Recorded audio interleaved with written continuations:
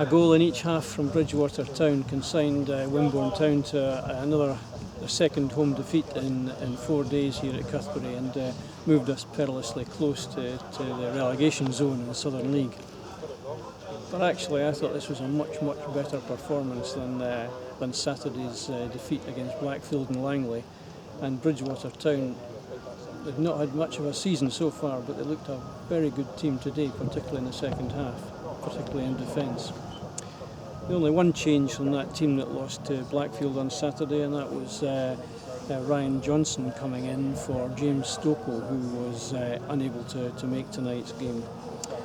After 15 minutes it was fairly even, both teams had possession, and then John Blake on 18 minutes hit the post with a header after Ian Oliver headed a Billy Maybury free kick back across goal.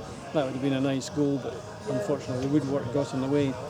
And then 3 minutes later, a goal at the other end. Sam Towler got on the end of a near post cross from the right hand side to poke the ball past Jason Harville.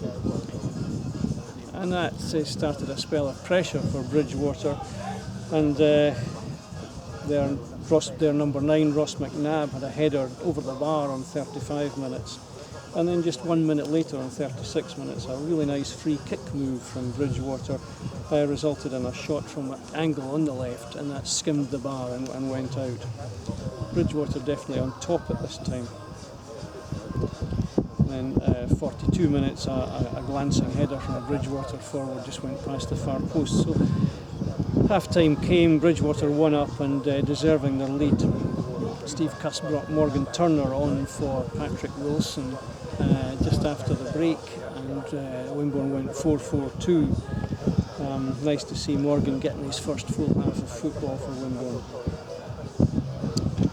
Wimborne started strongly, although in 52 minutes a Bridgwater forward shot over from what was a good position, and then just 1 minute later they doubled their lead, and this was skipper Kai Mountford. A super strike, a really clean strike from about 26 yards into Jason Harville's far corner. Wimborne came back, and on 62 minutes a really good run by Sam Griffin, who I thought was having a very good game, ended with him being crowded out.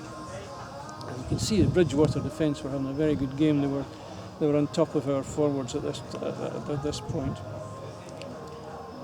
Just after that, the ball hit the Wimborne bar, the underside of the bar, and I suspect Jason might have just got a fingertip to it, in which case it was a sensational save, and then the ball was cleared.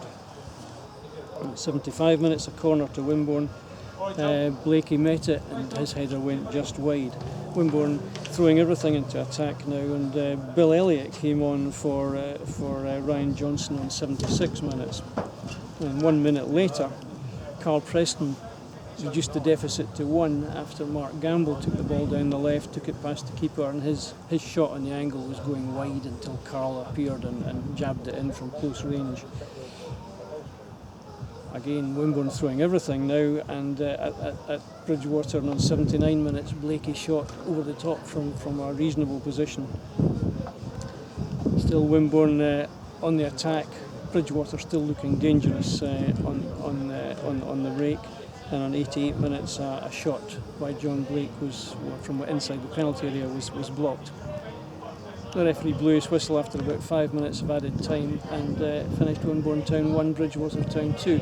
I think on reflection, no doubt that Bridgwater deserved their win. This must be their best performance of the season. I think that they played well.